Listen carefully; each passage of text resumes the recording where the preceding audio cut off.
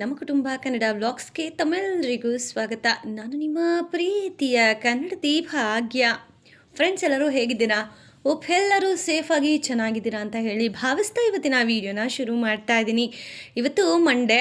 So ನಿಮಗೆ Saturday ಹೇಳದ್ನಲ್ವಾ ಈ ಥರ ಆಯಿತು ಅಂತ ಹೇಳಿ. ತುಂಬ ಜನ ನೆಕ್ಸ್ಟ್ ವಿಡಿಯೋ ಯಾವಾಗ ಅಪ್ಲೋಡ್ ಮಾಡ್ತೀರಾ, ಏನಾಯಿತು ಹೇಳಿ ಅಂತ. ಖಂಡಿತವಾಗ್ಲೂ ಶೇರ್ ಮಾಡ್ತೀನಿ. ನಿಮ್ಮ ಜೊತೆ ಅಲ್ಲದೆ ನಾನು ಇನ್ಯಾರ ಜೊತೆ ಶೇರ್ ಮಾಡಲಿ ಅಲ್ವಾ? ಸೊ ಫಸ್ಟಿಗೆ ಇವತ್ತಿನ ದಿನ ಎಲ್ಲ ಹೇಗಿತ್ತು, ಹೇಗೆಲ್ಲ ಸ್ಟಾರ್ಟ್ ಆಯಿತು ಅನ್ನೋದನ್ನು ಫಸ್ಟಿಗೆ ಹೇಳ್ಬಿಡ್ತೀನಿ. ಅದಾದಮೇಲೆ ಯಾಕೆ ಏನಾಯಿತು, ಹೆಣ್ಮಕ್ಳು ಯಾವ ರೀತಿ ಜಾಗ್ರತೆಯಿಂದ ಇರಬೇಕು ಅನ್ನೋದನ್ನು ಸಹ ಶೇರ್ ಮಾಡ್ತೀನಿ. ಸೊ ಬನ್ನಿ, ಹಾಗಿದ್ರೆ ಇವತ್ತಿನ ವಂಡರ್ಫುಲ್ ವೀಡಿಯೋನ ಶುರು ಮಾಡ್ತೀನಿ. ದಯವಿಟ್ಟು ಯಾರಾದರೂ ಹೊಸದಾಗಿ ನೋಡ್ತಾ ಇದ್ದರೆ ಚಾನಲ್ ಸಬ್ಸ್ಕ್ರೈಬ್ ಮಾಡ್ಕೊಳ್ಳಿ. ಹಾಗೆಯೇ ನಿಮ್ಗೆ ಇಷ್ಟ ಆದರೆ ವಿಡಿಯೋ ನಿಮ್ಗೆ ಅನಿಸಿಕೆಗಳನ್ನು ಕಮೆಂಟ್ ಮಾಡಿ. ಹಾಗೆಯೇ ಒಂದು ಪುಟಾಣಿ ಲೈಕ್ ಕೊಡೋದು ಮಾತ್ರ ಮರಿಬೇಡಿ. ಡೆಫಿನೆಟ್ಲಿ ವಿಡಿಯೋ ಇಷ್ಟ ಆದ್ರೇ ಸಬ್ಸ್ಕ್ರೈಬ್ ಆಗಿ ಅಂತ ಕೇಳ್ತೀನಿ. ಸೊ ಇವತ್ತು ಮಂಡೇ. ಆ್ಯಕ್ಚುಲಿ ನೆನ್ನೆ ದೋಸೆ ಹಿಟ್ಟಿಗೆಲ್ಲ ನಾನೇನು ನೆನೆ ಹಾಕಿರಲಿಲ್ಲ. ಸೊ ಇದು ಪ್ಯಾಕೆಟ್ದು ಬರುತ್ತಲ್ಲ, ಸೊ ಅದ್ರದ್ದು 2 ಪ್ಯಾಕೆಟೇನೋ ತರಿಸಿದ್ದೆ ನಾನು. ಒಂದು ಪ್ಯಾಕೆಟ್ ಆದರೆ ಸಾಕಾಗೋದಿಲ್ಲ ಅಂತ. ನಿಜವಾಗ್ಲೂ ಹೊಟ್ಟೆ ಉರಿಯುತ್ತೆ ಗೈಸ್. ಒಂದು ಪ್ಯಾಕೆಟ್ 60 ರೂಪಾಯಿ, 2 ಪ್ಯಾಕೆಟ್ಗೆ 120 ರೂಪಾಯಿ. ಅದೇ 120 ರೂಪಾಯಿಗೆ ನಾವು 40 ರೂಪಾಯಿ ಕೊಟ್ಟು ಮಿಷಿನ್ಗೆ ಹಾಕ್ಸಿದ್ರೆ ರೇಷನ್ ರೈಸ್ ಹೇಗಿದ್ರು ಮನೇಲಿರುತ್ತೆ. ಉದ್ದಿನಬೇಳೆ kg 86 ರೂಪಾಯಿ ಏನೋ. ಸೊ ಎಲ್ಲ ಸೇರಿಸಿದ್ರು ನಮ್ಗೆ ಅಷ್ಟು ಆಗೋದಿಲ್ಲ. ಆಮೇಲೆ ನಾವೇ ಮಿಷಿನ್ಗೆ ಹಾಕಿಸ್ತೀವಿ ಅಂತಂದರೆ ಏನಿಲ್ಲ ಅಂದರೂ 1 ವೀಕ್ ಫುಲ್ಲು ಆರಾಮ್ಸೆ ತಿನ್ಬೋದು. ಅದೇ ಈ ಥರ ಪ್ಯಾಕೆಟ್ ತಂದರೆ ನೋಡಿ, 1-2 ಸತಿ ಏನೋ ಇಡ್ಲಿ ಉಯ್ದಿದ್ದು ಅಷ್ಟೇನೆ ಖಾಲಿ. ಏನು ಮಾಡೋಕ್ಕಾಗೋದಿಲ್ಲ. ಇವತ್ತು ಬ್ರೇಕ್ಫಾಸ್ಟು ಮಾಡೋದು ಬೇಡ ಅಂತ ಅಂದ್ಕೊಂಡೆ. ನಮ್ಮ ಯಜಮಾನ್ರಿಗೆ ಹೇಳೋಣ ಹೋಟ್ಲಲ್ಲಿ ಇಡ್ಲಿ ತೊಗೊಬರಲಿ ಅಂತ. ಇಡ್ಲಿ ಏನಾಗ್ತಾಯಿದೆ ಅಂತ ಅಂದರೆ, ಪರ್ಯಂತ್ಗೆ 7:30ಗೆ ಕಾರ್ ಬರುತ್ತೆ. ಸೊ ಹೋಟೆಲ್ ಇರೋದು ನಮ್ಮೂರಲ್ಲಿ ಒಂದೇ ಇರೋದು. ಅಲ್ಲಿ ಹೋಗಿ ಕ್ಯೂ ನಿಂತ್ಕೊಂಡ್ರೂ ಇಡ್ಲಿ ಲೇಟ್ ಆಗುತ್ತೆ. ಆಮೇಲೆ ಸಾಂಬಾರೆಲ್ಲ ಬೆಂದೇ ಇರೋದಿಲ್ಲ.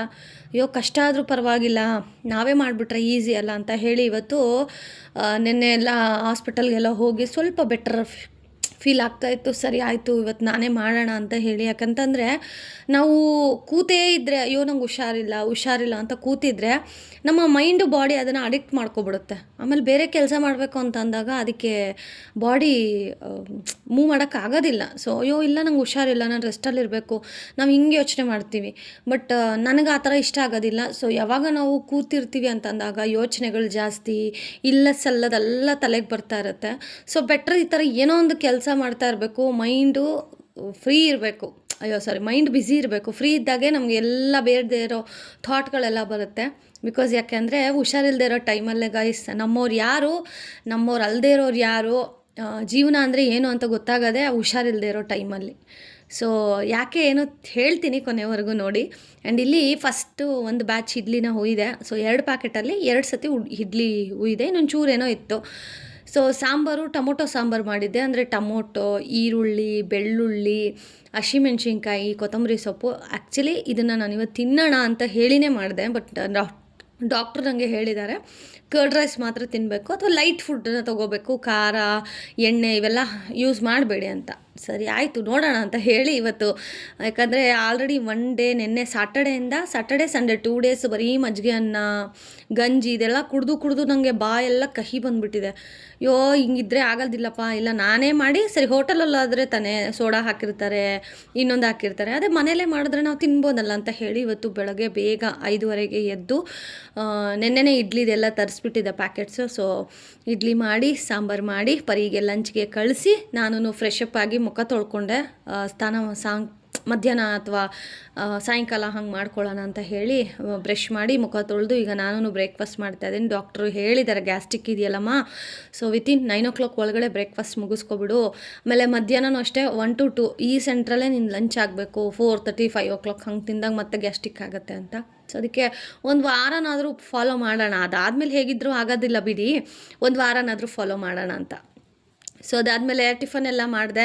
ನಮ್ಮ ಯಜಮಾನ್ರಿಗೆ ಪಾಪ ನಂಗೆ ಟಯರ್ಡ್ ಆಗಿದೆ ಕಣೆ, ನಾನು ಮಲ್ಕೋತೀನಿ ಅಂತ ಅಂದರು. ಸರಿ ಆಯಿತು ಮಲ್ಕೊಳ್ಳಿ, ನಾನೊಂದು 9:30, 10 o'clock ಹಂಗೆ ಎಬ್ಬರಿಸ್ತೀನಿ ಅಂತ ಹೇಳಿ ಪಾಪ ಅವ್ರು ಮಲ್ಕೊಂಡ್ರು. ಸರಿ, ಗೊಂಬೆ ಎಲ್ಲ ತುಂಬ ದಿನಗಳಿಂದ ಮನೆ ಕ್ಲೀನ್ ಮಾಡಿದಾಗೆ ಅಂದ್ಕೊಂಡೆ. ಈ ಗೊಂಬೆ ಸ್ವಲ್ಪ ಹರಿದೋಗ್ಬಿಟ್ಟಿತ್ತು. ಇದು ನನಗೆ ಫಸ್ಟ್ ಗಿಫ್ಟ್ ನಮ್ಮ ಯಜಮಾನ್ರು ಮದುವೆ ಆದಮೇಲೆ ವ್ಯಾಲೆಂಟೈನ್ಸ್ ಡೇಗೇನೋ ಕೊಡಿಸಿದ್ದು. ಸೊ ಅದೊಂಥರ ಮೆಮೊರಿ. ಅದಕ್ಕೆ ಅದನ್ನು ಬಿಸಾಕೋಕ್ಕೆ ಮನಸ್ಸಿಲ್ಲ. ಸೊ ಹೆಣ್ಮಕ್ಳು ಸಕಲ ಕಲಾ ವಲ್ಲಭಿ ಅಂತಾರಲ್ಲ, ಹಾಗೆ ನನಗೂ ಒಲೆಯೋದು ಬರುತ್ತೆ, ಯೋಗ ಬರುತ್ತೆ, ಅದು ಬರುತ್ತೆ, ಇದು ಬರುತ್ತೆ, ಮನೆ ಮಟ್ಟಿಗೆ ಮಾತ್ರ. ಹಂಗಾಗಿ ಸರಿ ಹೇಗಿದ್ರು ಫ್ರೀ ಆಗಿದ್ನಲ್ಲ, ಟಿಫನ್ ಬೇರೆ ಮಾಡಿದ್ದೆ, ಸ್ವಲ್ಪ ಹೊತ್ತು ಮಲ್ಗೋದು ಬೇಡ ಅಂತ ಹೇಳಿ ಬೆಳಗ್ಗೆ ಮಲ್ಕೊಂಡ್ರು ಒಂಥರ ಮನೆಗೆ ಅದು ಶೋಭೆ ಅಲ್ಲ ಹೆಣ್ಮಕ್ಳು. ಸೊ ಅದಕ್ಕೆ ಏನೋ ಒಂದು ಕೆಲಸ ಮಾಡೋಣ ಅಂತ ಹೇಳಿ ಇಲ್ಲಿ ಕೂತು ಸಿರಪ್ ಎಲ್ಲ ಕುಡಿದು ಟ್ಯಾಬ್ಲೆಟ್ಸ್ ಎಲ್ಲ ಕುಡಿದು ಈಗ ಇಲ್ಲಿ ನಾನು ಬೊಂಬೆ ಹೊಲಿಯೋಣ ಅಂತ ಕೂತಿದ್ದೀನಿ. ಆ್ಯಂಡ್ ಬೊಂಬೆ ಹೊಲಿತಾನೆ ನಿಮಗೆ ಏನಾಯಿತು, ಯಾಕೆ ಹೆಣ್ಮಕ್ಳು ಹೇಗಿರಬೇಕು ಅನ್ನೋದನ್ನು ಹೇಳ್ತೀನಿ, ಓಕೆನಾ? ಅಂದರೆ ನನಗೆ ಅನಿಸಿರೋದು ನನ್ನ ಲೈಫಲ್ಲಿ ನಾನು ಫೇಸ್ ಮಾಡಿರೋಂಥ ಫೇಸ್ ಇದೆಲ್ಲನೂ. ಸೊ ಹಾಗಾಗಿ ಮೇ ಬಿ ನಿಮಗೂ ಯೂಸ್ ಆಗಬಹುದು ಅಂತ. ಆ್ಯಕ್ಚುಲಿ ಏನಾಯಿತು ಅಂತಂದರೆ ಸ್ಯಾಟರ್ಡೆ ನೈಟು ಆ್ಯಸ್ ಯೂಶ್ವಲ್ ಊಟ ಮಾಡಿ ಮಲ್ಕೊಂಡೆ. ನೆನ್ನೆನೇ ನಾನು ಫ್ರೈಡೇ ಸ್ವಲ್ಪ ವಾಕಿಂಗ್ ಎಲ್ಲ ಹೋಗಿದ್ದೆ. ಮೇಲ್ಗಡೆ ಒಬ್ಬರು, ಅಂದರೆ ನಾನು ಹೇಳ್ತೀನಲ್ವಾ, ಕೆಲವೊಂದು ಸಾರಿ ಕಣ್ಣು ಸರಿ ಇರೋದಿಲ್ಲ ಕೆಲವೊಬ್ಬರದು, ಅವ್ರು ನೋಡಿದ ತಕ್ಷಣವೇ ಗೊತ್ತಿಲ್ಲ ಒಂಥರ ದೃಷ್ಟಿ ಆಗಿಬಿಡುತ್ತೆ ಅಂತ. ನಾಟ್ ಎವ್ರಿ ಒನ್, ಸಮ್ ಜನಕ್ಕೆ ಅದು ಖಂಡಿತವಾಗ್ಲೂ. ಇದನ್ನು ನೀವು ಎಷ್ಟು ಜನ ಒಪ್ತಿರೋ ಇಲ್ವೋ ಗೊತ್ತಿಲ್ಲ, ಬಟ್ ನಾನಂತೂ ಒಪ್ತೀನಿ. ಬಿಕಾಸ್ ಕೆಲವೊಬ್ಬರು ನಾನು ಅಬ್ಸರ್ವ್ ಮಾಡಿರೋ ಪ್ರಕಾರ, ಕೆಲವೊಬ್ಬರು ನೋಡಿದಾಗ ಅಥವಾ ನಾವು ಊಟ ಮಾಡಬೇಕಾದ್ರೆ ಅವ್ರು ನೋಡಿದಾಗ ಖಂಡಿತವಾಗ್ಲೂ ಹೊಟ್ಟೆ ನೋವು ಬರುತ್ತೆ. ಸೊ ಏನಾಯಿತು, ಫ್ರೈಡೇ ಅಲ್ಲ ಸ್ಯಾಟರ್ಡೆ ಆ್ಯಸ್ ಯೂಶ್ವಲ್ ಊಟ ಎಲ್ಲ ಆದಮೇಲೆ ನಾನು ವಾಕ್ ಹೋಗ್ತೀನಿ ಮೇಲ್ಗಡೆ ಒಂದು ರೌಂಡು. ಸೊ ವಾಕ್ ಹೋದಾಗ ನಾನು ಹೇಳಿದ್ನಲ್ವ, ಅವರು ನೋಡ್ತಾ ಇದ್ದರು. ನನಗೆ ಸಡನ್ ಶಾಕ್ ಆಯಿತು, ಯಾಕೆ ಇವ್ರು ಹಿಂಗೆ ನೋಡ್ತಾ ಇದ್ದಾರೆ ಅಂತ ಹೇಳಿ ನಾನು ಅವ್ರನ್ನ ಮಾತಾಡಿಸ್ದೆ, ಯಾಕಕ್ಕ ಹಂಗೆ ನೋಡ್ತಾ ಇದ್ದೀರಾ ಅಂತ. ಅಯ್ಯೋ ಏನಿಲ್ಲಮ್ಮ, ಚೆನ್ನಾಗಿದ್ಯಾ ಅಂತ ನೋಡ್ತಾ ಇದ್ದೀನಿ ಅಂತ ಅಂದರು. ಆಮೇಲೆ ಸರಿ ಬಿಡು ಏನಾಗುತ್ತೆ ಅಂತ ನಾನು ಕೇರ್ಲೆಸ್ಸೇ ಮಾಡಿಕೊಂಡೆ. ಆಮೇಲೆ ಕೇಳ್ತಾಯಿದ್ರು ಊಟ ಏನು ಮಾಡಿದ್ದೆ, ಅಡುಗೆ ಏನು ಮಾಡಿದ್ದೆ, ಊಟ ಆಯಿತಾ ಅಂತ. ನಾನು ಸರಿ ಆಯಿತು ಊಟ, ವಾಕಿಂಗ್ ಮಾಡ್ತಾಯಿದ್ದೆ, ಅದಕ್ಕೆ ಮೇಲ್ಗಡೆ ಬಂದೆ ಅಂತ ಹೇಳಿ ವಾಕ್ ಮಾಡ್ಕೊತ ಹಾಗೆ ಮಾತಾಡ್ತಾಯಿದ್ವಿ. ಒಂದು ಸ್ವಲ್ಪ ಹೊತ್ತಾಯಿತು, ವಾಪಸ್ ನಾನೊಂದು 9:30 ಅಷ್ಟೊತ್ತಿಗೆ ಕೆಳಗಡೆ ಬಂದುಬಿಟ್ಟೆ. ಸೊ ಬಂದು ನಾರ್ಮಲಾಗಿ ಏನೂ ಆಗಲಿಲ್ಲ ಗೈಸ್, ಚೆನ್ನಾಗೇ ಇದ್ದೆ. ಮಲ್ಕೊಂಡೆ. ಪರ್ಯಂತ ನಾನು ಇಬ್ಬರು, ನಮ್ಮ ಯಜಮಾನ್ರು ಸ್ವಲ್ಪ ಆಫೀಸ್ ಕೆಲಸ ಇದೆ, ನಾನು ಮಾಡ್ಕೊತೀನಿ, ನೀವು ಮಲ್ಕೊಳ್ಳಿ ಅಂತ ಅಂದರು. ಸರಿ ಮಲ್ಕೊಂಡ್ವಿ. ಸರಿಯಾಗಿ ಒಂದು 3:45 ಆ ಟೈಮ್ಗೆ ನನಗೆ ಎಚ್ಚರಿಕೆ ಆಗಿಬಿಡುತ್ತೆ, ತುಂಬ ಹೊಟ್ಟೆ ನೋವು ಶುರುವಾಗ್ಬಿಡುತ್ತೆ. ಸೊ ನಾನು ಇವ್ರನ್ನ ಎಬ್ಬರಿಸೋದ ಬೇಡವಾ ಅಂತ ಹೇಳಿ ತುಂಬ ಯೋಚನೆ ಮಾಡ್ತೀನಿ. ಅದಾದಮೇಲೆ ಆ್ಯಸ್ ಯೂಶ್ವಲ್ ಎಬ್ಬರ್ಸೋಕ್ಕಿಂತ ಮುಂಚೆ ChatGPTನ ಕೇಳಿದೆ ನಾನು, ಲೈಕ್ ಈ ಥರ ಆಗ್ತಾಯಿದೆ ಇಷ್ಟೊತ್ತಲ್ಲಿ, ಈಸ್ ದಿಸ್ ಓಕೆ ಅಂತ. ಅದಕ್ಕೆ ChatGPT ಸ್ವಲ್ಪ ನನ್ನ ಎಚ್ಚರಿಸ್ತು. ಇಷ್ಟೊಂದಿದೆ ಅಂತಂದರೆ ನೀನು ರಿಸ್ಕ್ ತೊಗೋಬೇಡ, ನಿನ್ನ ಅಕ್ಕಪಕ್ಕ ಯಾರಾದರೂ ಇದ್ದರೆ ಎಬ್ಬರಿಸು ಅಂತ. ಸರಿ ಯಾಕೆ ಸುಮ್ಮನೆ ರಿಸ್ಕ್ ತೊಗೊಳ್ಳೋದು ಅಂತ ಹೇಳಿ ಫೈನಲಿ 4:15ಗೆ ನಮ್ಮ ಯಜಮಾನ್ರನ್ನ ಎಬ್ಬರಿಸ್ದೆ ನಾನು. ನನ್ನ ಕೈಯಲ್ಲಿ ಆಗ್ತಾಯಿಲ್ಲ, ತುಂಬ ಹೊಟ್ಟೆ ನೋಯ್ತಾ ಇದೆ ಅಂತ. ಅದಕ್ಕೆ ಅವರು ಯಾವತ್ತೂ, ಅಂದರೆ ಈ ಥರ ನೋವು ಬಂದು ನನಗೆ ಎಷ್ಟೋ ವರ್ಷಗಳಾಗೋಗಿತ್ತು. ಆಮೇಲೆ ಯಾವತ್ತೂ ಹಿಂಗೆ ಎದ್ದೊಳ್ದಳಲ್ವಲ್ಲ ಅಂತ ಪಾಪ ಅವರೂ ನಿದ್ದೆಗಣ್ಣಲ್ಲೇ ಎದ್ದರು. ಇದು ಎಷ್ಟೊತ್ತಿಂದ ಇದೆ ಅಂತ ಅಂದರು. 3:45 ಇದೆ ರೀ, ನನ್ನ ಕೈಯಲ್ಲಿ ತಡೆಯೋಕ್ಕಾಗ್ತಾಯಿಲ್ಲ, ಅದಕ್ಕೆ ಇವಾಗ ಎಬ್ಬರಿಸ್ದೆ ಅಂತ ಅಂದೆ. ಅಯ್ಯೋ ನೀನು ಆಗಲೇ ಎಬ್ಬರಿಸತ್ತಾನೆ, ಏನಾದರೂ ಹಾಸ್ಪಿಟಲ್ಗೆ ಏನಾದರೂ ಹೋಗ್ಬೋದಾಗಿತ್ತಲ್ವಾ ಅಂತ ಅಂದರು. ನಾನು ಇಲ್ಲ ಏನು ಹಾಸ್ಪಿಟಲ್ಗೆಲ್ಲ ಹೊಟ್ಟೆ ನೋವಿಗೆಲ್ಲ ಯಾರು ಹೋಗ್ತಾರೆ, ಬೇಡ ಅಂತ ಹೇಳ್ಬಿಟ್ಟು ನಾನು ವಾಕ್ ಮಾಡಿದೆ ಅಂತ. ಮತ್ತು ಇವಾಗ ಹೆಂಗಿದೆ ಅಂದರೆ, ಇಲ್ಲ ಏನೂ ಕಡಿಮೆ ಆಗಿಲ್ಲ, ನಂಗೆ ನೋಯ್ತಾನೆ ಇದೆ. ಆಮೇಲೆ ChatGPTನೇ ಹೇಳ್ತು, ಸ್ವಲ್ಪ ಬಿಸಿನೀರು ಕುಡೀರಿ, ಜೀರಿಗೆ ನೀರು ಸ್ವಲ್ಪ ಕುಡೀರಿ, ಆಮೇಲೆ ಟೀ ಕಾಫಿ ಏನೂ ಕುಡಿಬೇಡಿ, ಬಿಸಿ ನೀರೆಲ್ಲ ಬೇಡವೇ ಬೇಡ. ಆಮೇಲೆ ಟೈಟ್ ಕ್ಲಾತ್ಸ್ ಏನಾದರೂ ಹಾಕಿದರೆ ಸ್ವಲ್ಪ ಲೂಸ್ ಮಾಡ್ಕೊಳ್ಳಿ, ಹೊಟ್ಟೆ ಟೈಟ್ ಇರೋ ಬಟ್ಟೆಗಳನ್ನು ಹಾಕ್ಕೋಬೇಡಿ ಅಂತ. ಆಮೇಲೆ ಸರಿ ಅದು ಏನೇನು ಹೇಳ್ತೋ ಎಲ್ಲವನ್ನು ಫಾಲೋ ಮಾಡಿದ್ವಿ. ಬಿಸಿನೀರು ಕುಡಿದೆ. ಸೊ ಬಿಸಿನೀರು ಕುಡಿದು ಒಂದು ಸ್ವಲ್ಪ ವಾಕ್ ಮಾಡೋ ಅಷ್ಟೊತ್ತಿಗೆ ನನ್ನ ಮಗನೂ ಎದ್ದ. ಅವ್ನಿಗೆ ಹೆಂಗೆ ಅಂದರೆ ಪಕ್ಕದಲ್ಲಿ ಯಾರಾದರೂ ಇರಲೇಬೇಕು, ನಾನು ಇಲ್ಲ ನಮ್ಮ ಯಜಮಾನ್ರು. ಯಾರೂ ಇಲ್ಲ ಅಂತಂದರೆ ಆಟೋಮೆಟಿಕಲಿ ಅವನಿಗೆ ಎಚ್ಚರಿಕೆ ಆಗಿಬಿಡುತ್ತೆ. ಎದ್ದು ಬಂದ, ಅಮ್ಮ ಏನಾಯ್ತಮ್ಮ ಅಂತ. ಹೊಟ್ಟೆ ನೋಯ್ತಾ ಇದೆ ಕಂದ ಅಂದೆ. ಮತ್ತು ಇನ್ನೂ ಇಲ್ಲೇ ಇದೆಯಾ, ನಡಿ ಹಾಸ್ಪಿಟ್ಲಿಗೆ ಹೋಗೋಣ ಅಂತ. ಅಂದರೆ ಸೆಕೆಂಡ್ಸ್ ಆಫಲ್ಲಿ ಮಕ್ಕಳು ಎಷ್ಟು ಆ್ಯಕ್ಟಿವ್ ಇರ್ತಾರೆ ಅನ್ನೋದಕ್ಕೆ ಉದಾಹರಣೆ, ನಡಿ ಹಾಸ್ಪಿಟಲ್ಗೆ ಹೋಗೋಣ ಅಂತ. ಇಲ್ಲ ಕಂದ ಬೇಡ, ಬಿಸಿನೀರು ಕುಡ್ದಿದ್ದೀನಿ, ನೋಡೋಣ ಇರೋ. ಅಯ್ಯೋ ಮಮ್ಮಿ ರಿಸ್ಕ್ ತೊಗೊಳೋದು ಬೇಡ ಮಮ್ಮಿ, ಬಾ ಮಮ್ಮಿ, ನಿಂಗೇನಾದರೂ ಹೊಟ್ಟೆ ನೋವು ಜಾಸ್ತಿ ಆದರೆ ಏನು ಮಾಡೋದು ನಾವು, ಅಲ್ವಾ ಡ್ಯಾಡಿ, ನೀನು ಫೋನ್ ಮಾಡಿ ಡ್ಯಾಡಿ ಹಂಗೆ ಅಂತ. ನಾನು ಬೇಡ ಏನು ಬೇಡ, ಬಿಸಿನೀರು ಕುಡ್ದಿದ್ದೀನಿ, ನೋಡೋಣ ChatGPT ಹೇಳಿದೆ ಅಂತ. ಹೆಂಗಾಗಿದೆ AI ಅಂತ ಅಂದರೆ, ಒಂದು ರೀತಿ ಈ ಒಂದು ಕಥೆನ ನಿಮಗೆಲ್ಲೂ ನಾನು ಶೇರ್ ಮಾಡಿಲ್ಲ. ಯಾವುದೋ ಒಂದು ಅಮೇರಿಕಾ ದೇಶದಲ್ಲಿ ಹೀಗೆ ನಾನು ಯಾಕೆ ChatGPTನ ಇಷ್ಟು ಅಂದರೆ ಲೈಕ್ ಏನೇ ಆದ್ರೂ ನಾನು ಕೇಳ್ತೀನಿ ChatGPTನ ಅಂತಂದರೆ, ಒಂದು ಸಣ್ಣದೊಂದು ಕತೆ ಹೇಳ್ಬಿಡ್ತೀನಿ.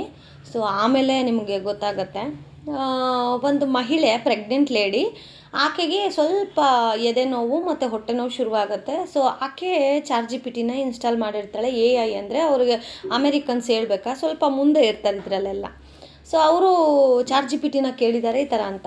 ಅದಕ್ಕೆ chart G P T first ಹೇಳಿದೆ, ನಿನ್ನ ಬ್ಲಡ್ ಪ್ರೆಷರ್ ಎಷ್ಟಿದೆ, ಬಿ ಪಿ ಎಷ್ಟಿದೆ ಅಂತ ಎಲ್ಲ ಹೇಳಿ ಕೇಳಿದಾಗ ವಿತಿನ್ ಡಿಲೇ ಮಾಡ್ದಿರಾ ಈಗಲೇ ನೀನು ಆಂಬುಲೆನ್ಸಿಗೆ ಕಾಲ್ ಮಾಡಿ ಹಾಸ್ಪಿಟಲ್ಗೆ ಹೋಗು ಅಂತ ಚಾರ್ಟ್ ಜಿ ಪಿ ಟಿ ಹೇಳುತ್ತೆ. ಅಂದರೆ ಇವ್ರು ಏನು ಕೊಟ್ಟಿದ್ದಾರೆ ಎಲ್ಲದ್ರ ಮೇಲೆ ಅದು ರೆಕಗ್ನೈಸ್ ಮಾಡಿ ಹೇಳಿದೆ. ಸೊ ಅವರು ಡಿಲೇ ಮಾಡಿದೆ, ಚಾರ್ಟ್ ಜಿ ಪಿ ಟಿ ಹೇಳಿದೆಯಲ್ಲ ಮೇ ಬಿ ಅಂತ ಹೇಳಿಬಿಟ್ಟು ಏನು ಮಾಡಿದರು, ಸೆಕೆಂಡ್ಸಲ್ಲೇ ಆಂಬುಲೆನ್ಸಿಗೆ ಫೋನ್ ಮಾಡಿ ಹಾಸ್ಪಿಟಲ್ಗೆ ಹೋದರು. ಸೊ ಹೋದ್ಮೇಲೆ ಗೊತ್ತಾಯಿತು actually chart G P T ಹೇಳಿದ್ದು ಒಳ್ಳೇದಾಯಿತು, ಚಾರ್ಟ್ ಜಿ ಪಿ ಟಿನ ಕೇಳಿದ್ದು. ಇನ್ನು ಅರ್ಧ ಗಂಟೆ ಆಕೆ ಏನಾದರೂ ಏನೂ ತಲೆ ಕೆಡಿಸ್ಕೊಳ್ದೆ ನಾರ್ಮಲ್ ಬಿಡು ಇದು ಗ್ಯಾಸ್ಟ್ರಿಕ್ ಅಂತ ಅಂದಿದ್ದಿದ್ರೆ ಖಂಡಿತವಾಗ್ಲೂ ಆಕೆಯ ಮಗು ಮತ್ತು ಆಕೆ ಇಬ್ಬರು ಉಳಿತಿರ್ಲಿಲ್ವಂತೆ, ಹಾಗಂತ ಡಾಕ್ಟ್ರ್ ಹೇಳಿದ್ರು. ಸೊ ಎ ಐ ಯಾವ ಮಟ್ಟಿಗೆ ಅಂತಂದರೆ ಇದು ಒಳ್ಳೇದಾ ಕೆಟ್ಟದಾ ಗೊತ್ತಿಲ್ಲ, ಬಟ್ ಸ್ಟಿಲ್ ಆ ಮಗು ಮತ್ತು ತಾಯಿ ಇಬ್ಬರು ಜೀವನ ಉಳಿಸಿದೆ ಚಾರ್ಟ್ ಜಿ ಪಿ ಟಿ. ಈ ಕತೆ ನನಗೆ ರೀಸೆಂಟಾಗಿ ಯಾರೋ ಒಬ್ಬರು ನ್ಯೂಸ್ ಚಾನಲಲ್ಲಿ ಶೇರ್ ಮಾಡಿದರು, ಇಂಗ್ಲೀಷ್ ಚಾನಲ್ಸಲ್ಲಿ. ಸೊ ನಾನು ಅದು ನೋಡಿದಾಗ ಐ ವಾಸ್ ಶಾಕ್. ಸೊ ಇವಾಗ ನನಗೆ ಏನೇ ಆ ಥರ ಮಿಸ್ಟೀರಿಯಸ್ ಆ ಥರ ಏನೋ ಅನಿಸಿದ್ರೆ ಫಸ್ಟಿಗೆ ನಾನು ಚಾರ್ಟ್ ಜಿ ಪಿ ಟಿನೇ ಕೇಳ್ತೀನಿ. So that chart G P T ಕರೆಕ್ಟಾಗಿ ಆನ್ಸರ್ ಮಾಡುತ್ತೆ. ಈವನ್ ನನ್ನ ಮಗಂದು ಎಕ್ಸಾಮ್ಸ್ ಆಗಿರಲಿ, ಏನಾದರೂ ಕ್ವಶನ್ಸ್ ಇದ್ದರೂ ಅದು ಎಲ್ಲ ಕ್ಲಿಯರ್ ಮಾಡುತ್ತೆ. ಸೊ ತಾಯಿ ಮಗಳಿಗೆ ಹಾಸ್ಪಿಟಲ್ಗೆ ಹೋದ್ಮೇಲೆ ಹೇಳಿದ್ರಂತೆ ಡಾಕ್ಟರು, ನೀವು ಇನ್ನೊಂದು ಅರ್ಧ ಮುಕ್ಕಾಲು ಗಂಟೆ ನೀವು ಲೇಟ್ ಮಾಡಿದ್ರು ವಿ ಕಾಂಟ್ ಹೆಲ್ಪ್ ಅಂತ ಹೇಳ್ಬಿಟ್ರಂತೆ. ಸೊ ಹೋದ ತಕ್ಷಣ ಹುಡುಗಿಗೆ ಇಂಜೆಕ್ಷನ್ ಸಿರಿಂಜ್ ಎಲ್ಲ ಹಾಕಿ ಹಂಗೆ ಡೈರೆಕ್ಟ್ ಆಪ್ರೇಷನ್ ಥಿಯೇಟ್ರಿಗೆ ಕರ್ಕೊಂಡೋಗಿ ಡೆಲಿವರಿ ಸಹ ಮಾಡಿಬಿಟ್ರಂತೆ. ಸೊ ಇದು ಕೇಳಿದಾಗಿಂದ ನನಗೆ ಈ ಥರ ಏನಾದರೂ ಹೊಟ್ಟೆ ನೋವು, ಎದೆ ನೋವು ಈ ಥರ ಬಂದಾಗ ಒಂದು ಸ್ವಲ್ಪ ಭಯ ಇರುತ್ತಲ್ಲ. ಸೊ ಅವಾಗ ಫಸ್ಟಿಗೆ ನಾನು ಚಾರ್ಟ್ ಜಿ ಪಿ ಟಿನ ಕೇಳ್ತೀನಿ. ಸೊ ಹಾಗಾಯಿತು. ಅದಾದಮೇಲೆ 5 o'clockವರೆಗೂ ಬಿಸಿನೀರು ಕುಡಿದು ಜೀರಿಗೆ ನೀರು ಕುಡಿದು ವಾಕ್ ಮಾಡಿದೆ. ಏನು ಮಾಡೋದು ಅಂತ ಕೆಲವೊಂದು ಟೈಮಲ್ಲಿ ನಾವು ಯೋಚನೆ ಮಾಡಿಲ್ಲ ಅಂತಂದರೂ ಬ್ಯಾಡ್ ಥಿಂಗ್ಸ್ ಎಲ್ಲ ನಮ್ಮ ಮೈಂಡಿಗೆ ಬರ್ತಾ ಇರುತ್ತೆ, ಮುಂದೆ ಹೇಗೆ ಅಂತ. ಅಂದರೆ ಈ ಥರ ಹೊಟ್ಟೆ ನೋವು ನಂಗೆ ಯಾವತ್ತೂ ಬಂದಿರಲಿಲ್ಲ. ಸೊ ಅದಾದಮೇಲೆ ನನಗೆ ಒಂದು ಸ್ವಲ್ಪ ಬೆಟರ್ ಆಗ್ತೀನಿ ಬಿಸಿನೀರು ಕುಡಿದ್ಮೇಲೆ. ಸೊ ಆಮೇಲೆ 5 ಗಂಟೆಗೆ ಹೋಗಿ ಮಲ್ಕೊಳ್ಳೋಕ್ಕೆ ಶುರು ಮಾಡ್ತೀನಿ. ಸೊ ನೋವು ಕಡಿಮೆ ಆಗಿದ್ದರಿಂದ ಬೆಳಗಿನ ಜಾವ ಆಗಿದ್ದರಿಂದ ಚೆಂದ ನಿದ್ದೆ ಬಂತು. ಸೊ ಚೆನ್ನಾಗಿ ನಿದ್ದೆ ಹೋಗಿ 9 ಗಂಟೆಗೆ ಎದ್ದೆ. 9 ಗಂಟೆಗೆ ಎದ್ದಾಗಲೂ ಸ್ವಲ್ಪ ಹೊಟ್ಟೆ ನೋವು ಜಾಸ್ತಿನೇ ಇತ್ತು. ಅದಾದಮೇಲೆ ನಾನು 4 ಗಂಟೆ ರಾತ್ರಿಲೇ ನಮ್ಮ ಯಜಮಾನ್ರನ್ನ ಹೇಳಿದೆ, ನನ್ನ ಥರ ಇಲ್ಲ ಯಾರೋ ನೋಡ್ತಾಯಿದ್ರು ರೀ, ನಂಗೆ ಯಾಕೋ ದೃಷ್ಟಿ ಆಗಿರಬಹುದು, ಒಂದು ಸ್ವಲ್ಪ ಕಡ್ಡಿ ನಿವಾಳಿಸಿ ತೆಗೆದುಬಿಡಿ ಅಂತ. ಆಮೇಲೆ 4:15 ನಾನೇನು ನಮ್ಮ ಯಜಮಾನ್ರನ್ನ ಎಬ್ಬರಿಸಿದ್ನಲ್ಲ, ಸೊ ಅವಾಗ ಪಾಪ 4:15 ಅವ್ರು ಎದ್ದು ನನಗೆ ದೃಷ್ಟಿ ಎಲ್ಲ ತೆಗೆದ್ರು. ಮೇ ಬಿ ದೃಷ್ಟಿ ಆಗಿದ್ದಕ್ಕೆ ತೆಗ್ದಿದ್ದಕ್ಕೆ ನಿದ್ದೆ ಬಂತ ಗೊತ್ತಿಲ್ಲ, ಕಮ್ಮಿ ಆಯ್ತಾ ನೋವು ಗೊತ್ತಿಲ್ಲ, ಬಿಸಿನೀರು ಕುಡ್ದಿದ್ದಕ್ಕೆ ಕಮ್ಮಿ ಆಯಿತು ಅಂತಲೂ ಗೊತ್ತಿಲ್ಲ. ಫೈನಲಿ ಹೊಟ್ಟೆ ನೋವು ಸ್ವಲ್ಪ ಕಡಿಮೆ ಆಯಿತು. ಹೊಕ್ಕಳ ಹತ್ರ ತುಂಬ ನೋವು ಬರ್ತಾ ಇದ್ದಿದ್ದು, ಕೇಳ್ತೀರಾ ಅಲ್ವಾ, ಗ್ಯಾಸ್ಟ್ರಿಕ್ ಆದರೆ ಎದೆ ಹತ್ರ ಉರಿ ಬರುತ್ತೆ. So this is not gastric, ಹೊಕ್ಕಳ ಹತ್ರ ತುಂಬ ನೋಯ್ತಾ ಇರೋದು. ಎಡಗಡೆನೂ ಅಲ್ಲ ಬಲಗಡೆನೂ ಅಲ್ಲ. ಸೊ ಯಾಕಂದರೆ ಎಡಗಡೆ ಬಲಗಡೆನೂ ಹೋದರೆ ಅದಕ್ಕೂ ಒಂದೊಂದು ಪ್ರಾಬ್ಲಮ್ ಇರುತ್ತೆ. ನನಗೆ ಎಲ್ಲೂ ಇಲ್ಲ, ಹೊಕ್ಕಳ ಹತ್ರ ಒಳಗಡೆ ಹೊಟ್ಟೆ ನೋಯ್ತಾ ಇರೋದು. ಸೊ ಫೈನಲಿ 5 ಗಂಟೆಗೆ ಸ್ವಲ್ಪ ಬೆಟರ್ ಫೀಲ್ ಆಗಿ ಮಲ್ಕೊಂಡು 9 ಗಂಟೆಗೆ ಎದ್ದ ತಕ್ಷಣವೇ ಟಿಫನ್ ಏನೂ ಮಾಡಲಿಲ್ಲ. ನಮ್ಮ ಯಜಮಾನ್ರು ಪಾಪ ಇಡ್ಲಿ ತೊಗೊಂಬಂದರು, ಪರ್ಯಂತ್ಗೆ ಇಡ್ಲಿ ತೊಗೊಬರ್ತೀನಿ ಅಂತ ಅಂದರು. ನಾನು ಬೇಡ ಮೊಸರನ್ನ ಮಾಡ್ಕೊಬಿಡೋಣ ರೀ, ನನಗೂ ಯಾಕೋ ಹೊಟ್ಟೆ ನೋಯ್ತಾ ಇದೆ ಅಂತ ಹೇಳಿ ಬೆಳಗ್ಗೆನೇ ಮೊಸರನ್ನ ಊಟ ಮಾಡಿ ಪರ್ಯಂತನ ಕೆಳಗಡೆ ಮನೆಯಲ್ಲಿ ಬಿಟ್ಟು ನಾನು ಮತ್ತು ಹಸ್ಬೆಂಡ್ ಹಾಸ್ಪಿಟಲ್ಗೆ ಹೋಗ್ತೀವಿ. ನನಗೆ ವಿಡಿಯೋ ಶೂಟ್ ಮಾಡೋಕ್ಕಲ್ಲ, ನನಗೆ ಫೋನ್ ನೋಡೋಕ್ಕೂ ಆಗ್ತಾಯಿಲ್ಲ, ನನಗೆ ಹೆವಿ ಪೇನ್. ಆಮೇಲೆ ಡಾಕ್ಟ್ರ್ ಹತ್ರ ಹೋದ್ವಿ, ಲೇಡಿ ಡಾಕ್ಟರ್ ಇರಲಿಲ್ಲ, ಸರಿ ಜೆಂಟ್ಸ್ ಡಾಕ್ಟ್ರ್ ಇದ್ದಾರೆ ಅಂತ ಅಂದರು. ಪರವಾಗಿಲ್ಲ ಅಂತ ಹೇಳಿ ಅವ್ರ ಹತ್ರನೇ ಚೆಕ್ ಮಾಡಿಸಿದ್ವಿ. ಚೆಕ್ ಮಾಡಿಸಿದ್ದಕ್ಕೆ ಅವ್ರು ಹೇಳಿದ್ರು ಮೇ ಬಿ ಗ್ಯಾಸ್ಟ್ರಿಕ್ ಆಗಿರುತ್ತೆ ಮೇಡಮ್, ಇದೇ ಥರ ಹೊಟ್ಟೆ ನೋವು ಇನ್ನೂ ಜಾಸ್ತಿ ಆಗ್ತಾಯಿದೆ, ಕಡಿಮೆ ಆಗಲಿಲ್ಲ ಅಂತಂದರೆ ನೀವು ಬನ್ನಿ ಆಮೇಲೆ ಸ್ಕ್ಯಾನಿಂಗ್ ಮಾಡೋಣ ಅಂತ ಹೇಳಿದ್ರು. ಅಯ್ಯೋ ಏನಪ್ಪ ಇದು ಅಂತ ಅಂದ್ಕೊಂಡು ಫೈನಲಿ ಟ್ರೀಟ್ಮೆಂಟ್ ಎಲ್ಲ ತೊಗೊಂಡು ಇಂಜೆಕ್ಷನ್ಸು, ಈ ಗ್ಲೂಕೋಸ್ ಎಲ್ಲ ಹಾಕ್ತಾರಲ್ಲ ಗ್ಲೂಕೋಸ್ ಎಲ್ಲ ಹಾಕ್ತಾರಲ್ಲ, ಸೇಮ್ ಅದೇ ಥರ ನರ್ವ್ಸ್ಗೆ ಇಂಜೆಕ್ಷನನ್ನು ಹಾಕಿದ್ದು. ಇಂಜೆಕ್ಷನ್ ಅಲ್ಲ, ನಾವು ಈಗ ನೀಡಲ್ ಹಾಕ್ತಾರೆ ಗೊತ್ತಾ, ಸೊ ಆ ಥರ ಹಾಕಿ ಅದರೊಳಗಡೆ ಸಿರಿಂಜನ್ನು ಬಿಟ್ಟು ಅದಾದಮೇಲೆ ನನಗೆ ಇಂಜೆಕ್ಷನ್ಸ್ ಎಲ್ಲ ಕೊಟ್ಟರು. ಸೊ ಅಲ್ಲಿ ಕೊಟ್ಟಾಗ ಒಂದು ಸ್ವಲ್ಪ ಬೆಟರ್ ಆಗಿತ್ತು. ವಾಪಸ್ ಮನೆಗೆ ಬಂದ್ವಿ. ಆ್ಯಕ್ಚುಲಿ ಇವತ್ತು ಸಂಡೇ ಅಲ್ವಾ, ಏನಾದರೂ ಸ್ಪೆಷಲ್ ಮಾಡೋಣ ಅಂತ ಅಂದ್ಕೊಂಡಿದ್ದೆ, ಬಟ್ ನನಗೆ ಈ ಥರ ಇದ್ದಿದ್ದರಿಂದ ಇನ್ನು 1 ವಾರ ಖಾರ ಏನು ತಿನ್ನೋಂಗಿಲ್ಲ ಅಂತ ಹೇಳಿದ್ರು. ಸರಿ ಓಕೆ ಅಂತ ಹೇಳಿ ಸುಮ್ಮನಾದೆ.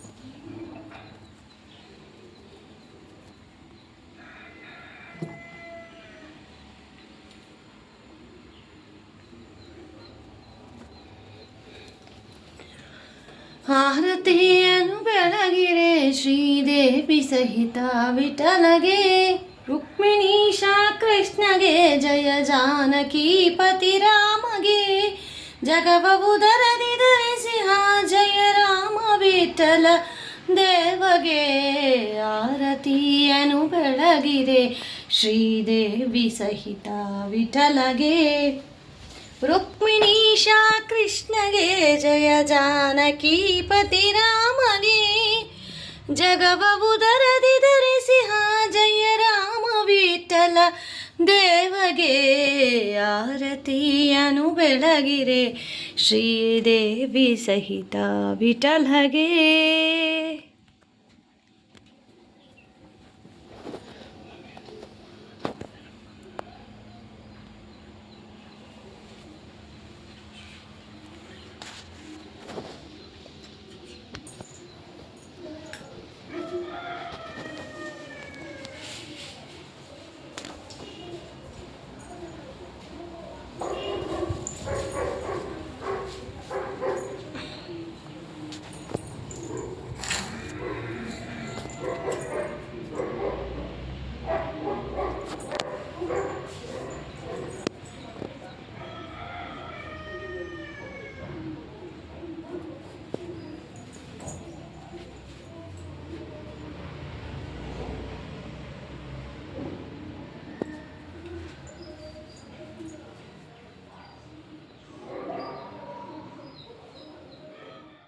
ಪಾಪ ಇವತ್ತು ನನ್ನ ಕೈಲಿ ಆಗಲ್ಲ ಅಂತ ಹೇಳಿ ನಾನು ಸ್ನಾನ ಮಾಡ್ಕೊಂಡು ಬಂದೆ. ಬಟ್ ನಮ್ಮ ಯಜಮಾನ್ರೆ ಪೂಜೆ ಮಾಡಿದ್ರು, ಬೇಡ ನೀನೇನು ಮಾಡಬೇಡ ಇವತ್ತೊಂದಿನ ರೆಸ್ಟಲ್ಲಿರೋ ಅಂತ. ಸರಿ ಆಯಿತು ಅಂತ ಹೇಳಿ ಮಧ್ಯಾಹ್ನ ಈಗ ಮತ್ತೆ ಇಡ್ಲಿ ಎಲ್ಲ ಇತ್ತಲ್ಲ, ಸೊ ಇಡ್ಲಿ ಮತ್ತು ಸಾಂಬಾರು ತಿಂದೆ. ದೇವ್ರನ್ನ ಅದೇ ಬೇಡ್ಕೊತಾ ಇದೆ, ಭಗವಂತ ಹೊಟ್ಟೆ ನೋವು ಬರದೇ ಇರಲಿ, ಇಡ್ಲಿ ತಿಂತಾಯಿದ್ದೀನಿ ಸಾಂಬಾರು ತಿಂತಾಯಿದ್ದೀನಿ ಅಂತ. ಬಟ್ ದೇವ್ರ ದಯೆಯಿಂದ ಏನು ಆ ಥರ ಅನ್ನಿಸ್ಲಿಲ್ಲ. ಸೊ ಈಗ ಸ್ವಲ್ಪ ಬೆಟರ್ ಇದ್ದೀನಿ. ಸೊ ಅದಕ್ಕೇ ವೀಡಿಯೋಸ್ ಅಪ್ಲೋಡ್ ಮಾಡ್ತಾಯಿದ್ದೀನಿ. ಕಂಟಿನ್ಯೂಸ್ ಆಗಿ ವೀಡಿಯೋ ಹಾಕಲಿಲ್ಲ ಅಂತಂದರೆ ನನ್ನನ್ನು ಇಷ್ಟಪಡೋ ಎಷ್ಟೊಂದು ಜನ ತಮ್ಮನೆಯವ್ರಿಗೆ ಏನೋ ಆದಾಗಿ ಯಾಕಕ್ಕ ವೀಡಿಯೋಸ್ ಹಾಕ್ತಾಯಿಲ್ಲ ಇವೆಲ್ಲ ಕೇಳಿದಾಗ ನಿಜವಾಗ್ಲೂ ನಾನು ಎಷ್ಟು ಪುಣ್ಯ ಮಾಡಿದ್ದೆ ಅಂತ ಅನಿಸುತ್ತೆ. ಬಟ್ ಕೆಲವೊಬ್ಬರು ಮಾಡೋ ಕಮೆಂಟ್ಗಳು ಯಾಕಾದರೂ ಯೂಟ್ಯೂಬ್ ಮಾಡೋದನಪ್ಪ ಅಂತಲೂ ಅನಿಸಿದ ದಿನಗಳಿದೆ. ಬಟ್ ಏನೇ ಆದ್ರೂ ಲೈಫ್ ಈಸ್ ಮೂವ್ ಆನ್ ಅಂತಾರಲ್ವಾ, ಸೊ ಲೈಫ್ ಮೂವ್ ಆನ್. ಇದಕ್ಕೂ ತಪ್ಪು ಕಂಡುಹಿಡಿತಾರೆ ಗೊತ್ತು, ಕೆಲವೊಬ್ರು ಇದ್ದಾರೆ. ಅದನ್ನು ನಾನು ನೆಕ್ಸ್ಟ್ ವಿಡಿಯೋದಲ್ಲಿ ಮಹಾಮಂಗಳಾರತಿ ಮಾಡಿ ಅವರಿಗೆ ನಾನು ಉಗಿದು ಉಪ್ಪಿನಕಾಯಿ ಹಾಕಿದ್ರೇ ಕೆಲವೊಬ್ಬರಿಗೆ ಅದು ಎಷ್ಟು ಹೇಳಿದ್ರು ಅರ್ಥ ಆಗೋಲ್ಲ ಗೈಸ್. ಅಂಥವ್ರಿಗೆ ಆ ಥರ ವೀಡಿಯೋ ಹಾಕಿದ್ರೇ ಅವ್ರಿಗೆ ಅರ್ಥ ಆಗೋದು. ಸೊ ಅದನ್ನು ನಾಳೆ ವೀಡಿಯೋದಲ್ಲಿ ಅಪ್ಲೋಡ್ ಮಾಡ್ತೀನಿ. ಆಮೇಲೆ ನಮ್ಮ ಯಜಮಾನ್ರು ಜ್ಯೂಸನ್ನು ಮಾಡಿಕೊಟ್ರು. ಬಿಕಾಸ್ ಬೆಳಗ್ಗೆನೇ ನಾನು ಬ್ರೇಕ್ಫಾಸ್ಟ್ ಮಾಡ್ಕೊಬಿಟ್ಟಿದ್ದೆ 9 o'clock ಒಳಗಡೆ. ಅದಾದಮೇಲೆ ನಮ್ಮ ಯಜಮಾನ್ರು ಪೂಜೆ ಎಲ್ಲ ಮಾಡೋಷ್ಟೊತ್ತಿಗೆ 10:30 ಆಯಿತು. 11 ಗಂಟೆ ಅಷ್ಟೊತ್ತಿಗೆ ಊಟ ಹಾಕ್ಕೊಟ್ರು. ಇಲ್ಲ ತಿನ್ನು ಪರವಾಗಿಲ್ಲ ಅಂತ. ಸರಿ ತಿಂದ್ಬಿಟ್ಟು ಒಂದು ಸ್ವಲ್ಪ ಹೊತ್ತು ಮಲ್ಗೋಣ ಅಂತ ಹೇಳಿ 11:30 ಊಟ ಮಾಡಿಕೊಂಡೆ.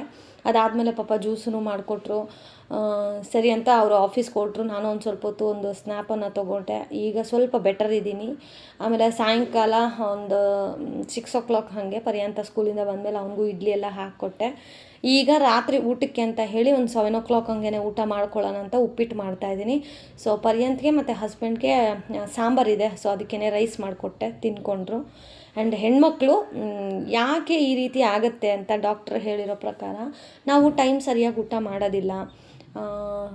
ಗಂಟೆಗಟ್ಟಲೆ ನಾವು ಕೆಲಸ ಮಾಡೋದ್ರಲ್ಲೇ ಮುಳುಗೋಗ್ಬಿಟ್ಟಿರ್ತೀವಿ. ಸೊ ಆ ಥರ ಟೈಮಲ್ಲಿ ಗ್ಯಾಸ್ಟ್ರಿಕ್ ಆಗೋ ಚಾನ್ಸಸ್ ಇರುತ್ತೆ. ಆಮೇಲೆ ಈ ಥರ ಏನಾದರೂ ನಿಮಗೆ ಹೊಟ್ಟೆ ನೋವಾಗಲಿ ಎದೆ ನೋವಾಗಲಿ ಬಿಡು ಏನಾಗುತ್ತೆ ಅಂತ ಕೇರ್ಲೆಸ್ ಮಾಡೋದಕ್ಕಿಂತ ಮನೆಯಲ್ಲಿ ಯಾರಾದರೂ ಇದ್ದರೆ ಗಂಡನೋ ಅತ್ತೆನೋ ಮಾವನೋ ತಂದೆನೋ ಯಾರೋ ಒಬ್ಬರಿಗೆ ಎಬ್ಬರಿಸಿ ಅವ್ರಿಗೆ ಹೇಳಿ, ಅಷ್ಟು ಸೀರಿಯಸ್ ಆದರೆ ಖಂಡಿತವಾಗ್ಲೂ ಹಾಸ್ಪಿಟಲ್ಗೆ ಹೋಗಿ ಅಂತ ಹೇಳೋಕ್ಕೆ ಇಷ್ಟಪಡ್ತೀನಿ. ಆ್ಯಂಡ್ ತುಂಬ ಟೈಮ್ಗೆ ಊಟ ಮಾಡಿ ಅಷ್ಟೇ. ದಿಸ್ ಈಸ್ ಮೈ ರಿಕ್ವೆಸ್ಟ್ ಅಂತ ಹೇಳೋಕ್ಕೆ ಇಷ್ಟಪಡ್ತೀನಿ. ಆಮೇಲೆ ಉಪ್ಪಿಟ್ಟು ಅಷ್ಟೇ ನೋಡಿ ಎಷ್ಟು ತೆಳ್ಳಗೆ, ಇದಕ್ಕಿಂತ ತೆಳ್ಳಗೆ ಮಾಡ್ಕೋಬೇಕಿತ್ತು, ಸ್ವಲ್ಪ ಗಟ್ಟಿ ಆಗೋಯ್ತು. ಯಾಕಂತಂದರೆ ಕರ್ಡ್ ರೈಸ್ನೇ ಎಷ್ಟು ಅಂತ ತೋರ್ಸೋಕ್ಕಾಗುತ್ತೆ ಗೈಸ್. 2 ಡೇಸಿಂದ ಕರ್ಡ್ ರೈಸ್ ತಿಂದು ಬಾಯೆಲ್ಲ ಕೆಟ್ಟೋಗ್ಬಿಟ್ಟಿದೆ. ಸೊ ಯಾವಾಗ ಒಳ್ಳೆ ಊಟ ಮಾಡ್ತೀನಪ್ಪ ಅಂತ ಅನ್ನಿಸ್ಬಿಟ್ಟಿತ್ತು. ಸೊ ಇದಕ್ಕೇನು ಅಷ್ಟೇ ನಾನು ಖಾರದ ಪುಡಿ ಹಸಿಮೆಣ್ಸಿನ್ಕಾಯಿ ಏನೂ ಹಾಕಿಲ್ಲ, ಒಂದು ಚೂರು ಪೆಪ್ಪರ್ ಪುಡಿ ಉಪ್ಪು ಹಾಕಿದ್ದೀನಿ ಅಷ್ಟೇ. ಬಟ್ ತಿನ್ನೋ ಥರ ಇತ್ತು, ಖುಷಿ ಆಯಿತು. ಆಮೇಲೆ ರಾತ್ರಿ ಊಟಕ್ಕೆ ಅಂತ ಹೇಳಿ ಉಪ್ಪಿಟ್ಟು ಜೊತೆಗೆ ನಾನು ಒಂದು ಸ್ವಲ್ಪ ಮೊಸರು ಮಜ್ಜಿಗೆ ಮಾಡಿಕೊಂಡು ಸಹ ಕುಡಿದೆ. ಸೊ ಉಪ್ಪಿಟ್ಟು ಮಾಡಬೇಕಾದ್ರೆ ಕೈಯೂ ಸುಟ್ಕೊಬಿಟ್ಟೆ ನೋಡಿ. ಟೈಮ್ ಸರಿ ಇಲ್ಲದೆ ಇದ್ದಾಗ ಒಂದಲ್ಲ ಒಂದು ಈ ಥರ ಬರ್ತಾನೆ ಇರುತ್ತೆ. ಏನು ಮಾಡೋದು, ಹೆಣ್ಮಕ್ಳಲ್ವಾ, ಎಲ್ಲವನ್ನು ನುಂಗಿ ತಗೊಂಡು ಹೋಗ್ತಾ ಇರ್ತೀವಿ. ತುಂಬ ಜನ ಕೇಳಿದ್ದಕ್ಕೆ I am very thank you so much. And ಕೊನೆವರೆಗೂ ವಿಡಿಯೋ ನೋಡ್ತಾ ಇದ್ದೀರಾ ಅಂತಂದರೆ ಖಂಡಿತವಾಗ್ಲೂ ನಿಮಗೆ ನಾನು ಹೇಳಿರೋ ಮಾತುಗಳು ಇಷ್ಟ ಆಗಿರುತ್ತೆ ಅಂತ ಭಾವಿಸ್ತಾ ಇದ್ದೀನಿ. ಸೊ ಏನಾದರೂ ಆಗಿದೆ ಅಂತಂದರೆ ಫಸ್ಟ್ ಬರೋ ಕೈಯೇ ಗಂಡಂದು. ಸೊ ನಮ್ಮ ಯಜಮಾನ್ರು ಏನಾಯಿತು ಅಂತ ಬೈತಾಯಿದ್ರು. ಸೊ ಇದಾಗಿತ್ತು ಇವತ್ತಿನ ವೀಡಿಯೋ. ಆ್ಯಂಡ್ ನೆಕ್ಸ್ಟ್ ವೀಡಿಯೋದಲ್ಲಿ ಒಂದು ಒಳ್ಳೆ ವೀಡಿಯೋ ಜೊತೆಗೆ ಬರ್ತೀನಿ ಅಂತ ಹೇಳ್ತಾ thank you so much for watching friends. Lots of love. Bye bye.